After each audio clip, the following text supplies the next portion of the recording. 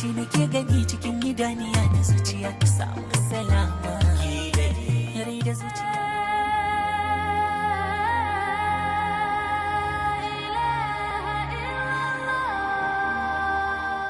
bawan Allah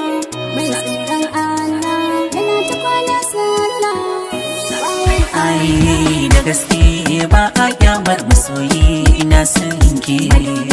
kai dai zan yi wa kallon soyayya da gaske ba a kyamar masoyi ina son ki madobi kai dai zan yi wa kallon soyayya kina nan a kwakwalwa kin shiga tunani soyayya ta saka min yi zuban kamanni mai kushin ki gabana zan masu rauni da an ce ki fitar da masoyin ki gani ni ne matata ke ce matata da an yi aure